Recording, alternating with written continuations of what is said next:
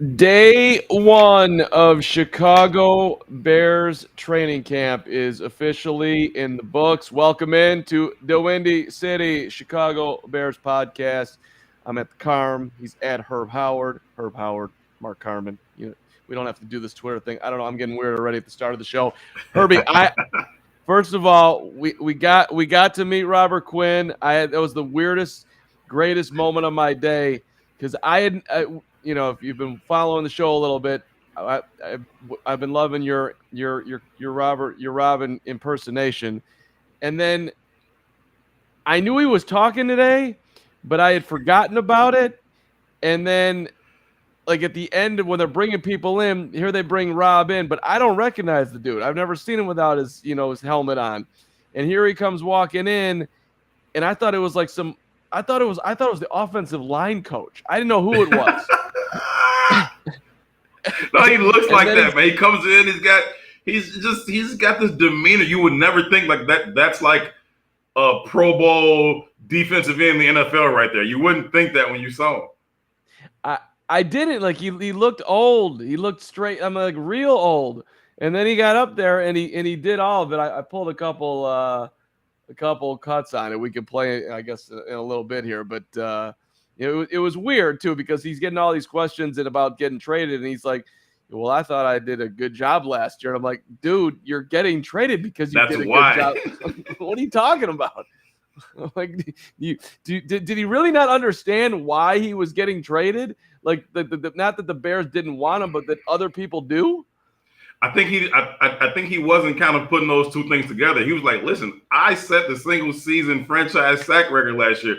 They should want me around here. It's like, no, dude. You set the single season franchise sack record around here. You are the only bargaining chip they have to go get anything worthwhile while they rebuild. So, yeah, you might be on the block, dude. Rob, the Bears are in a rebuild. You are a really good player who played amazing last year. And I love guys who have heart and don't chase rings. But don't you want to play for a winner? Yeah, this is it was bizarre. This is what he said here. This was Rob about how he just hey, I don't get this whole getting traded thing. Well, I've been traded twice. You get tired of moving. So, I thought I did a good job last year. But I guess, just continue to try to reprove myself. I expect to be here, but, I guess if not, well, that's out of my control. Dude, you don't have to prove yourself. You've proven yourself. We love you. You're awesome. You're the only proven commodity that they have. That is why your name comes up in trade talks. You're the only one. Yeah. He could have said, I take it as a compliment. Some teams want me. I don't know. Last year, Von Miller got traded, won a Super Bowl. So I guess that would be sweet. But if I'm here, I'm here. It was. Did you ask him a question? I forget. Yeah, but I only asked him about Travis Gibson. I was just kind of sitting back. I've been the entire time all spring long after he skipped mandatory minicamp. Everybody's like, he's not going to show up. I was like, yes, he is. I'm telling you, he's going to show up. He's just that kind of dude. I love Robert Quinn. Okay, I love Robert Quinn. You talk about me being on the Justin Fields train.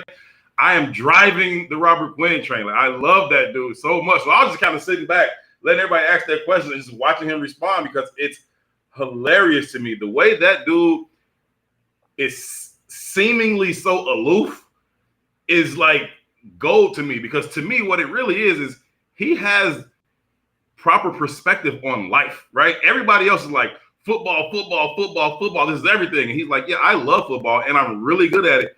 But I don't care. Like, dude, Jason Leisure from the Sunshine, the South Jason Leisure. I love Jason. That's my man. He was like, yo, you didn't come to minicamp. You was just cool with forfeiting the money. He was like, yeah, whatever. Money. Whatever. Like, I think he said money.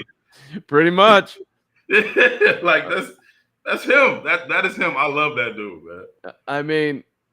Matt, good to see you. Good to see you, Gonzo. Mustafa, good to see you as well. He got his money. Maybe he's comfortable with the Bears and he likes what they're doing. That's probably true, Matt. That's probably true. Like, look, there's a lot of guys. He's not the first guy in professional sports. Like, I listen, I don't need to go chasing a ring somewhere else. My home is here. I'm going to compete here. If we win each week, sweet. If we don't, I'm still going to give you my best effort. That's another thing that he said today, by the way, which I thought, like, how do you not want this guy as your teammate? This was Robert Quinn about. There was some people were like, you can't have a malcontent in the locker room. That's not who he is. I mean, listen to him talk about it's not him. I'm preparing to be here. I'm not trying to distance myself, because I never want to bring negativity around anyone. So again, I try to keep a positive energy and, wake up with a smile and, do the same thing when I walk into the building. That's why you love him, Herb. Look, I mean, listen to that dude. Come on, Rob, I'm with you. He's that kind of guy. I love that dude. He almost died, right? He almost died when he was a teenager. And I think that he's just got a different perspective on life and about what it really means, what really matters. And I love the game, and I'm going to show up. I'm going to be a good teammate. I'm going to give you everything I have. But this idea of, I got to jump over here and jump over there, and I got to do this and I got to do that. No, I don't, man. I'm a veteran in this league. I've proven myself. I just had the single season sack record for this franchise last year. Don't tell me I need to be here for 2 weeks in April. No, I don't. I'll tell you when I need to be here. I know my body. When I need to be there, I'll be there. And he looked very, very explosive out there. Just kind of watch him run around, do some drills. He looked explosive. He's got that classic bend that everybody knows him for. You saw it out there. I think he's going to be productive again. Yeah, when you asked the Travis Gibson thing, I was bad positioning by myself today, which out of nowhere, I got a Chad Ochocinco interview, which is going to be living in the fan-sided world. So I talked to Ocho today. Did you know, by the way, that Ocho, first of all, he wears fake jewelry because he's Ocho and you think it's real, and he's saving dough. And when he was a rookie and a second-year player with the Cincinnati Bengals, he literally slept at the facility because he was like, what do I need other than what's here? They got everything here. They got the gaming consoles. They got the suite, all the drink that I want. This is unbelievable. I'm like, cafeteria, everything. Yeah, I'm like, Ocho, are you being serious? He's like, you didn't know that? And I'm like, I didn't. That's probably a hole in my, Ocho game, but I was like, this is unbelievable. So it's a little bit of Rob Quinn there. Like, that's a different dude too. He also almost exclusively ate McDonald's. Yeah. Like Chad, almost exclusively ate McDonald's his whole career. Like, dude, what's wrong with you, man? Like, you can't just put that stuff in your body and be a world-class athlete, but I guess you can. Well, and I asked him the McDonald's question, like, did you really do that? Is that true? He's like, yeah. I'm like, well, why? He's like, it was cheap. I'm like, you're a thoroughbred. You get yourself a prime steak, get some broccoli going on. Let's get an organic egg. You don't need to save money eating a Big Mac. But I'm like, where did you learn all this? The frugality that you're living with? He's like, well, my grandfather. He wasn't a rich guy, but he had a ton of money because he didn't spend, and that's where I learned it. I'm like, because I knew he learned it from that level of. Nah. Keeping money in the bank, you learn that from someone. I can say that as a son of Fred Carman, who grew up in the Depression, and I was taught all sorts of lessons. Jacob Pone to Don, good to see you. Appreciate you. Rob is the man. He makes our defense better this season. Hey, he does. There's no argument. No.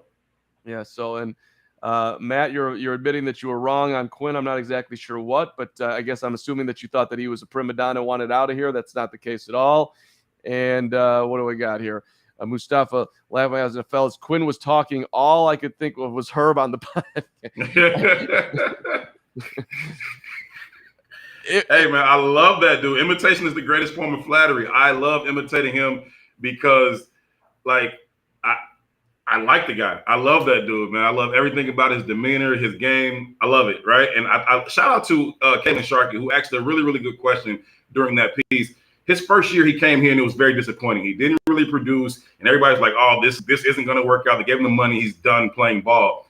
And he was just like, listen, I wasn't happy yet. It was a new place. I didn't have my family around. It was COVID. It was new team. I wasn't happy. And so I can't produce when I'm not happy. Like, I wasn't in a good space. And last year, like I was happy. I was in a good space. I knew my teammates. My family situation was in order. I was ready to go play ball. And so he was like, well, how's your head now? Because we need to know where your head is so we can know how your body's going to be. And he's like, I'm good. So I think he's going to be good again. Yeah, and that's interesting too, like that he's putting year one at least partly on the mental side, because everyone just thought it was the foot and he just wasn't healthy and couldn't play. But so hey, it's all tied in together. You got stuff going on off the field that's weighing on you. You are not going to be great when you show up at Hallis Hall and or Soldier Field. So people think that athletes are different in that way. Like you having a bad day at home and everything's going awry and it's finances and it's family. You're not going to show up at work chipper, your best self, producing like you would normally produce. Sports ain't no different. Them dudes deal with real stuff, and when it's not right, the game probably won't be right either. I feel more complete as a Bears fan right now, just seeing Rob in person and hearing him talk. And now when guys say that's just Rob and they start smiling and yourself, Herb, like, okay, I got my Rob now. He looks like, I mean, that dude, if I had to guess an age on him, I would have said like 48, maybe even 53. You should have, and you saw him with a nice, clean-shaven bald head. Give him a few weeks when it starts to like grow back and it's kind of like patchy, or he starts to do his little beanie thing, and it's like, yo, this dude he doesn't even know he's in the league. Let's keep him around to the trade deadline at bare minimum. See if the Bears surprise some people this year and could use him. All right, so I guess biggest news of the day: Roquan going on the PUP list until they work this out. It seems like it's going to be a minute here. I'm still trying to figure out exactly what's going on, but were you surprised by the PUP list part of this? I guess I was surprised by it. The more I've thought about it throughout the day, I say, kudos to the Bears for doing that. I think it was kind of a bit of an olive branch to say, hey, let's kind of negotiate in good faith, because he clearly wasn't going to come out and participate. And so maybe they could have just started to fine him. You know what I mean? But put him on the PUP list. You don't have to fine him or things like that. And I know they've got that hold in thing going on with the NFL now, but I thought it was, a cool thing for them to do. I wasn't surprised by it. Again, Roquan is a guy who stands on his principle. We talked about it yesterday in terms of him being the last guy to sign his rookie deal in his draft class. I don't think he's going to be too quick to budge on this thing unless the Bears kind of meet him close to where he wants to be. And I also don't know that Ryan Poles is going to be too willing to budge in his first kind of contract negotiation stalemate. And so I really think this thing has potential to go a lot longer than the Bears want and a lot longer than the fans want. I hope it doesn't, but I think this could drag out well into camp and even longer. I was talking to our guy Adam Hogue about it today, and I'm like, I don't know exactly what exactly his leverage is. Because you are signed. The Bears aren't trying to win a Super Bowl. This is a development year. So what is the extra leverage? And he's like, well, I don't know. He's a really good player. So I mean, that's all true. So I just don't know how much the Bears are going to prioritize that you're really good and we need you. So we'll be hitting on all cylinders come September the 11th. I think at some point it'll get to that, but it doesn't seem like it's going to be overnight, to your point. So I guess good, solid. Like as far as putting him on the PUP list, we're gonna play nice here, and we're gonna try to work on getting to some level of deal here. But like, would you agree that he's not quite the player that Darius Leonard is? He certainly doesn't have. If you look at what Leonard has achieved for first team All Pro, that Roquan has not done that. I'm not saying he can't be as good. I'm just saying strictly when you line up his resume with Leonard's as far as getting paid, if he thinks he's on that level, and the Bears say that we think that you're 15% less than that, I don't necessarily think they're wrong, but sure. Listen, I can go with you on that. Darius Leonard has more accolades, right? He's first team All Pro. Roquan's second team All Pro. He's done it twice. You know what I mean? He's been second team All Pro twice, and I think everybody understands how good of a player Roquan Smith is. Darius Leonard also plays for a better team. He plays for a better defense. They are not on the field as often as the Bears defense is. And so all of those things you kind of got to take into account. I think similarly, they both get sideline to sideline. They both are really, really fast. They have instincts. They can get downhill and make plays in the backfield. I love Roquan Smith. I take him. I wouldn't trade Darius Leonard for Roquan, but I don't know that I would trade Roquan for Darius Leonard either. They're both really, really, really good players. I think you're fine you're in a great position with either one of them. Now, I get your point, though. The Bears are like, yo, we're not going to win the Super Bowl this year with you or without you. So you don't have that much leverage other than to say, I'm a really good player that you should want to build around in terms of him being in the next guy in the Buckets, Singletary, Urlacher lineage. You know what I mean? I think he should be the next guy in that lineage at middle linebacker for the Bears. Other than that, I don't know what his leverage is, but I still think they should go ahead and get the deal done. Yeah, I agree. Get the deal done. Let's go. But on the other side of it, it's like, if I'm the Bears, actually, let me take that back. You play this out. And he just says, all right, whatever. I'm going to play this. I'm going to play the season out at my $9 million, which is a lot of money, by the way, but not as market value. But so I'm going to play it out. All right. And then I'm going to free agency. And I am not giving you I'm not giving you a deal. No. That is a little bit of a dangerous game right there. Okay. How's this? I'll play it out at 25 years old. And yeah, I play a violent position. I'm going to be the weak side linebacker, which was confirmed today on Mully and Haw that's which is the spot in Eberflus's defense that you put your best player. So it's Derek Brooks, you know what I mean? Yeah.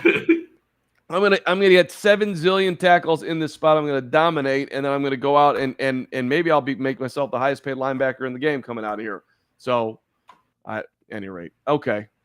Anyway, that was the Roquan part of today. Let me get Jake Capone back in because this was also a story today. What do y'all think of N'Keal Harry? I'm personally pulling for him to be a key contributor on offense. Hey, N'Keal talked today. I was impressed. Chip on the shoulder and all. Didn't want to talk about New England. I'm moving forward, embracing the fact that he's a big dude and can block, and this offense is obviously going to run the ball a whole lot. I liked his attitude today. I'll say that. Yeah, no, I like his attitude today, too. I asked him the first question. I was like, listen, if it didn't work for you in New England, many people will say, why would it work for you here? Like, Bill Belichick doesn't cast off good talent like that, right? And so that was an awesome question. Shout out to Jason Lee. Totally out from him too. We were having a conversation out on the field, and so I asked Jay before N'Keal came in. I was like, "Are you going to run that by him?" Because I really want the answer to that question. He's like, "Nah," because his partners at Sun Times working that story. He's like, "I'm not going to ask." I was like, "Cool, I am." And he was like, "Listen, I got a huge chip on my shoulder," and that's kind of all he had to say about New England going forward. I don't want to talk about what went wrong there. I got a huge chip on my shoulder. I think this is a good fit here, which I still don't understand why he thinks that. I don't even know that he understands. But he said when he got the call from his manager, who was at his house, right? He was like, my manager came upstairs and woke me up, and I jumped out of bed like, yeah, I'm going to the Bears. I was like, that was your reaction? But okay, cool. He said all the right things. I'm cheering for you. I'm with you, Jay. Like I'm cheering for him too, and we'll see. Well, let me tell you why he jumped out of bed. It had absolutely nothing to do with Chicago. He just knew that his career in New England was over, and he wanted out the door. If it was the Bears, if it was Jacksonville, if it was Detroit, if it was the Rams, back to Arizona State. Yeah, he was jumping out of that bed. Like I thought that follow up was like, So what was it about and there was nothing to do with the Bears. It had absolutely 0.0. He probably had to go and check the roster. Oh yeah, Justin Fields is the quarterback over there. Okay, sweet. I got a young quarterback. Maybe I can bond with him. And Justin's calling me right now. Which is that part was actually a nice little tidbit that N'Keal confirmed what Fields had said that he. I reached out to him. That's what leaders do. Good on Justin. Good on N'Keal. He definitely is a big dude. He walked on in there. He should be able to. And I threw in the back end there. Do you like? I didn't realize they were cutting out the press conference. I didn't hear that it was done, so I just screamed in the back. Do you like blocking? And as he's standing up, he's like, I love it. I'm like, all right, love it. Okay. Let's do it. I mean, he's legit 6'3", 6'4". He's 230. He likes to throw his size around. I asked him what do you do best as a receiver, right? Because we've been talking about the blocking, and he's like, I go and get the football. And I was like, oh, okay. I would love to see that. I think in the red zone, and you've been talking about this. Like you get down in the red zone, and now you get this kind of jumbo package with him and Cole Kmet and St. Brown, and you got all these 6'3", 6'4", 6'5" guys. Those are big targets down in the red zone. And so if he's ready to ball, he could certainly give you an advantage on some jump balls and contested throws. And they're also saying like the swing tackle spot, like that they might have 6 offensive linemen or so. Am I understanding that right? Because that's what they were saying that Tevin Jenkins was. I don't know, when they were lining up today, there were 6 of them out there. I was like, is this? Yeah, they did have a jumbo package, and it went left to right. It went Riley Reef, Cody Whitehair, Lucas Patrick, Michael Schofield or Musper. I don't know. I think it was right. I think it was Schofield, and then you had Borum and Jenkins outside of him. I could see that as a jumbo package, as a goal line package. I could see that working well.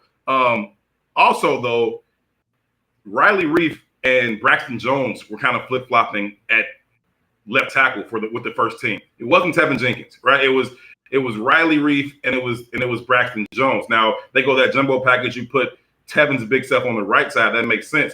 But I don't think that Tevin is the third tackle right now. I think that Braxton Jones and Riley Reef are figuring that third tackle out. Larry Borum took all of the first team reps at right. Jones and Reef kind of rotated back and forth at left. And I think that puts Tevin now at fourth tackle out of that jumbo package. That puts him like the fourth tackle. And so, I mean, it's early. I'm not saying, he's in danger or anything like that. But right now, he seems like the odd man out in terms of who's the swing tackle going to be. I think he's in danger. I think it's pretty clear that they do not love Tevin. They moved him to the second team in minicamp. Now they've got him with Borum at right tackle. You're not even and when Flus was asked about, which was one of my favorites of today, Chris Emma, who has an incredible ability to speak faster than any human being on the planet. Love you, Chris Emma. Thanks for being on this pod. He said he threw out like we've heard about Tevin playing inside, and Flus comes back at him like, who'd you hear that from? He's like, well, who told you that? Well, well, we asked you a question about it before. Oh, okay. So, but it does not seem like they are flirting at all with moving Tevin to guard. To me, it looks like you ain't asking me nothing. Okay, yeah, that dude is trash. He's not playing. Okay. Yeah. Tevin, you're looking like a year on the bench of learning, and if somebody gets hurt, you might get a shot. That's what it feels like right now. And Mustafa, I'm with you here. Riley Reef looks like our left tackle. I mean, he said that was another bold part of today. What position do you prefer to play, left tackle, right tackle? I prefer to play left. And the Bears were one of a bunch of teams that were in on Riley Reef, and according to Reef, that the Bears were the most competitive in getting him. They wanted this dude. It wasn't like he was. They were in a little bit of a bidding war there, and they stepped up and put some incentives in there to get him. So I think he's going to be the left tackle all day. It's looking that way to me too. I can't see 10-year vet losing out to 5th round rookie from Southern Utah. I don't see that, and it's not looking like it's going to be Tevin Jenkins. Tevin Jenkins is going to play ass back, and Mustafa actually is a former football player of mine. I used to tell Mustafa that he was going to play ass back. He's like, Coach, what position is that? It's like when you come and say, hey, Coach, what position do I play? Like, boy, get your ass back. Like that's what you play. That's what Tevin Jenkins is going to. Can I go in? Get your ass back. That's what Tevin Jenkins is going to play for the Bears this year. Okay, that was a low level just drop of major information that I did not know. Where did you coach, Herb? Coached high school football at Urbana High School down in Central Illinois. Coached there for about 5-6 years. How long ago? Moose, how old are you, man? Probably, what is it, 2022? I would say probably like 7 years ago now. 7, 8, 9 years ago, maybe. Okay, so that's upper level credential right now, as far as I'm concerned. I don't have any. I mean, I got some media history over here, but I don't have any coaching football stuff on here, Herb. I like how that's all coming together. Coach Herb from the rest of the show, maybe the rest of the time on the pod. I'm teasing Moose. He was the starting center. I'm teasing him, but definitely Tevin Jenkins is an ass back. Okay, and Moose, my guy. He was an excellent coach. Now you might be kissing up to the teacher here, but I don't think you are. I buy it, Mustafa. I mean, listen to my man talk football. So, all right, very cool. One of the fun things today, Michael Schofield, who's a local guy, thrilled to be a Bear, get an opportunity here, and the dude tells us that It's another. This is my most irritated moment with myself today, but he tells us that his first jersey that he bought was a Kyle Orton jersey, which Yeah. I was the only guy when we traded Kyle Orton to Denver for J. Dam Cutler that I was like the legit only dude that was pissed that they were trading Orton because I liked Orton. It was like a little grindy Kyle Orton. He was fine for hotshot Jay Cutler. I'm like, I'm gonna miss my guy Kyle Orton, and I wimped out. I was sitting there in the back like, should I ask him if he was bummed when Orton got traded? But I wimped it. That's coming out at some point this year. It should have been today. That was a dump on my part. So hey, Kyle Orton was a huge overachiever, man. I think he was an overachiever at Purdue. I think he certainly overachieved, and I think he had the good years with the Bears. Took him on a good run that one year, and they're like, okay, we're gonna go get a Pro Bowler now, and shout out to Kyle Orton.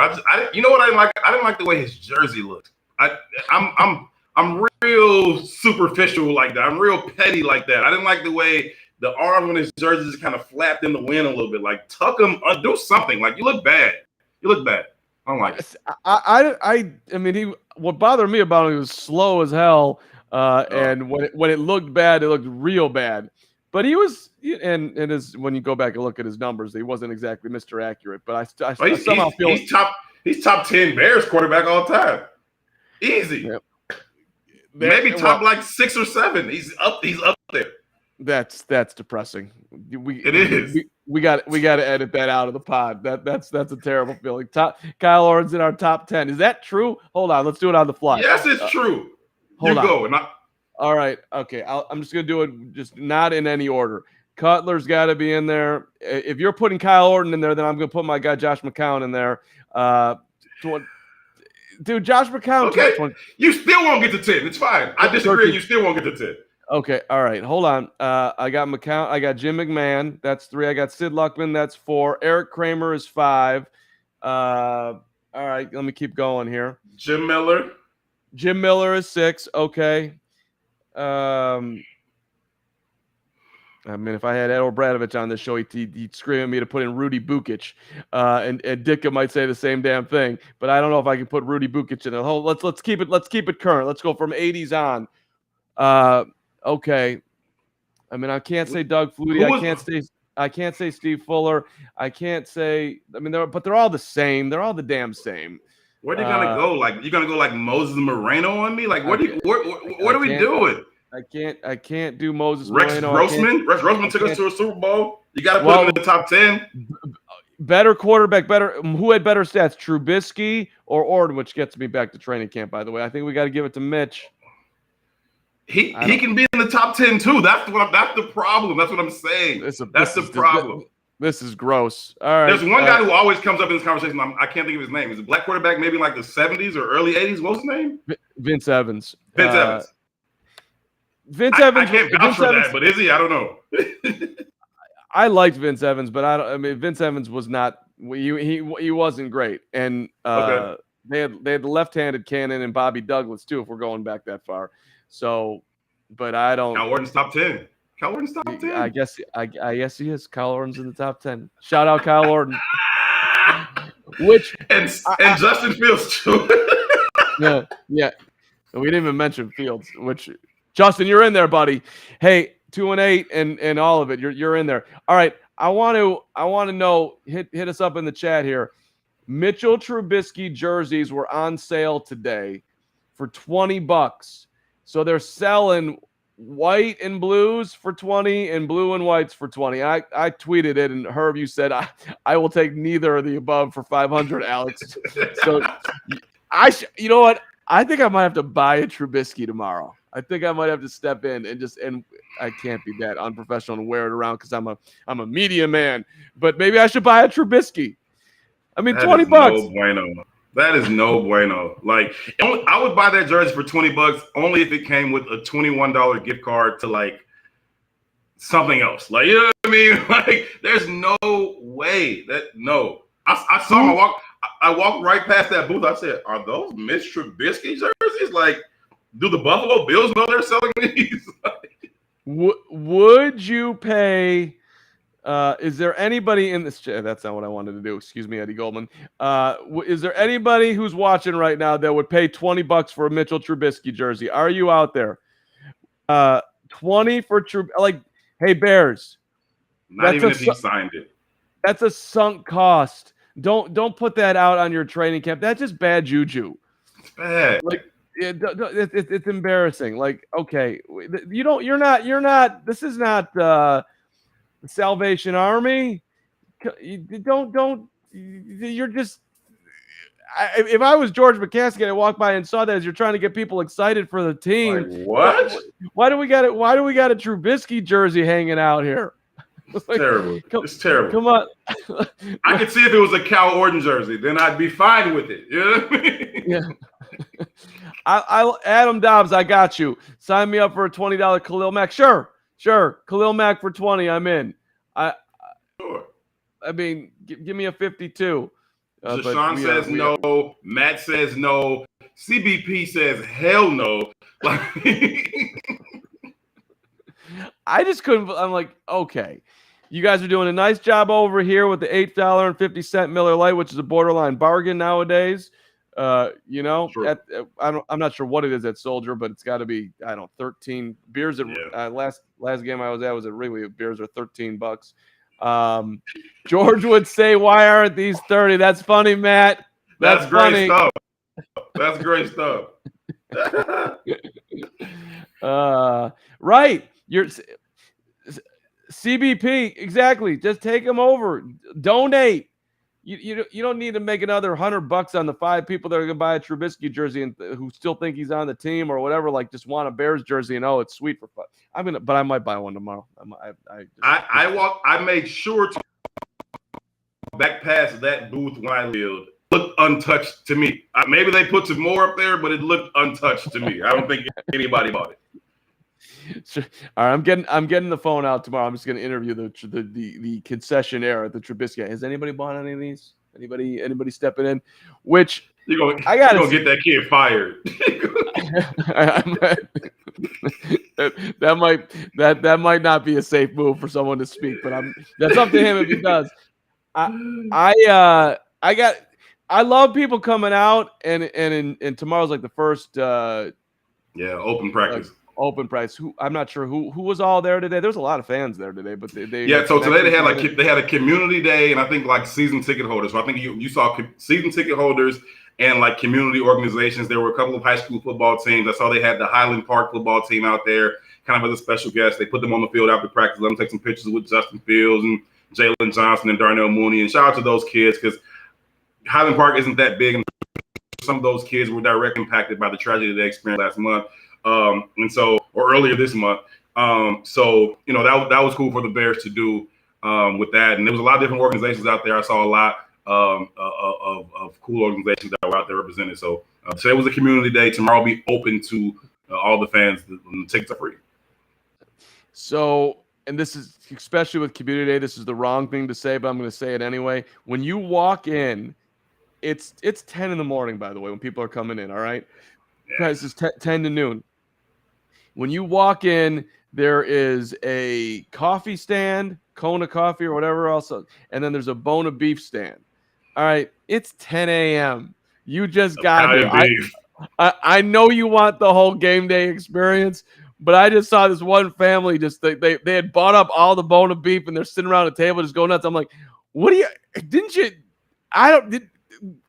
this is what the porta potties are, Gar. Ocho, my guy Ocho Cinco's got fake jewelry and he's eating McDonald's. Y'all are walking into training camp. You're gonna be here for 2 hours. You're gonna go nuts on the bone of beef. I was just like, this is amazing. But people were doing. And then there was, hey, I get it. If it was hot out there, people were buying water and whatnot. Maybe I'm just too cheap. Maybe I probably even just wanted a bone of beef. Hey, listen, we've both been out there at Soldier Field, 12 o'clock game. They're out there tailgating. They're starting at 6, 7 o'clock. It's Italian beefs. It's sausages. It's beer. It's vodka. It's Bloody Marys. everything is going on. So they're just doing, like you said, they want the game experience. So they got their beefs out there, they got their beer out there, and now they're over shouting at, undrafted rookies who are never going to suit up again in life for no reason. Like, sit down somewhere. Yeah, bad job by me. Good job in enjoying your day. I need to learn more to how to enjoy my day. That's awesome. You're going in, you saw the beef, you wanted it, you got it, you lived your life. Good on you. Enjoy your time at Bears training camp. Don't listen to the guy on YouTube who's trying to throw shade your way for no reason whatsoever. That ain't right. All right, we're doing 6 o'clock Bears show. So hit that subscribe button. Tell a friend, tell a family member, turn those notifications on. I think, we got one more thing we got to cover today. Kyler Gordon, actually, maybe the biggest news, we're hitting the back end here. They lined him up in the slot today, Herb. We thought that he was just going to play out wide and learn one position, but they're putting a lot on his plate, which I guess is a compliment, I think. But I'm not sure if it's great strategy. Yeah, no, it's definitely the most interesting thing I saw on the field today. Kyler Gordon getting reps in the slot. We asked Alan Williams, the defensive coordinator in the spring, if he would in fact cross-train Kyler Gordon to be able to play the nickel and outside. He said, no, we're going to let him focus on outside. We think he's an outside corner. We don't want to put too much on the kid, so we're going to focus on outside. Today, he was taking first-team reps outside. He was taking first-team reps inside. Coach Eberflus said the kid is smart. He said he's got the mental capacity to be able to learn both at the same time. He says he has the athleticism to play inside with the hips, the feet, all that type of stuff. And so I guess long-term, it bodes well for the type of player that Kyler Gordon could be. But I don't know that it's a good idea to have the rookie learning 2 spots simultaneously, especially when this secondary desperately needs him to be a starter on the outside opposite Jalen Johnson. Now, maybe Kendall has drastically improved, and this is a new coaching staff getting new eyes on him. They may like Kendall Vildor more than anybody else. So they say, hey, if Kendall's okay out there and the kid can play in the slot, Coach Flus said, listen, we just want the best 3 corners we got on the field. And so maybe that's the combination with Kendall Vildor. I don't know, but to me, I think it's a little dangerous to have that kid learning 2 things when you really need him to be your number 2 corner. Well, they're doing that with Velus too. He's, you're gonna return kicks, you're gonna return punts, you're gonna play some out of the backfield, you're gonna play in the slot. You might maybe we'll line you out wide. I don't know if they're gonna do all that with him, but they're certainly gonna use Velus in a bunch of spots. Yeah. It speaks to that the Bears have a little bit of a dearth of talent right now. Yeah. So we more questions than answers. More questions than answers. We need you to do a lot. It's also let's throw the positive side. It is a compliment. We feel you can handle it, and it also kind of feels like thinking through this that maybe we're probably going to hear from Kyler. I would think maybe tomorrow, sometime soon. So. You got to start moving through the roster of who they're bringing in, and maybe they'll. They probably want to give the rookies a little chance to not speak before a bunch of vets, but it feels like that's probably going to be coming soon. So. And he'll be asked about it, but everyone's saying sweet things about him. But that was interesting. That was definitely interesting. I guess, the Flus is the mad scientist, man. He's got the flowing hair. He's asking Chris Emma questions about where he heard things. I think he's settling in just a little bit here. Our guy Matt Eberflus. Let's go, buddy. Yeah, he's getting comfortable. He seems to be quite comfortable in his spot right now in terms of how he's dealing with the media, how he's kind of organizing his practices and what he wants to get done. I think that this team is going to surprise people, and I think it's largely going to be because of Coach Eberflus. I really do. I'm not saying that they're going to go on some deep run. I don't believe that, right? But you got people saying they're going to win 3 or 4 games. I don't see that. I think this team is going to surprise a lot of people, and it's going to be mostly because of the foundation and the culture that Eberflus is setting and will continue to set and hold the players to that standard as they go through the season. We heard him say at the press conference today, we are looking for guys to do ordinary things extraordinarily well every play. And that's really what you look for. If you can get 11 guys to do the ordinary things extremely well every single play, you're going to find yourself winning games that people thought you probably wouldn't be able to compete in. And so I think they're going to give themselves an opportunity to win some games late. if Justin Fields can make some of those key plays late game, not turn the ball over, use his legs, make a throw here and there, this team was going to surprise some people. And I think that so far, I really like what I've seen from Matt Eberflus. Informal poll as we close out here. Who thinks that the Bears are going to be a big surprise, if not the surprise of the NFL today on day one of training camp? Who's willing to stamp themselves in the chat right now that feels like, you know what, I'm feeling it. I am feeling an Eberflus love that I didn't think I had. I am all in on N'Keal Harry. I love that they're playing Kyler Gordon around to the slot. I can see Justin Fields jumping up to a whole new level. I like the addition of these two offensive linemen in Riley Reif and Schofield. I like the fact that the dude's got a Kyle Orton jersey and a Marty Booker jersey. And I'm not seeing anybody, not one person is willing to step up in the chat here. Nobody's taking that. Nobody's taking that. And I see how many people are watching right now. So there's plenty of opportunity, and we got a 0.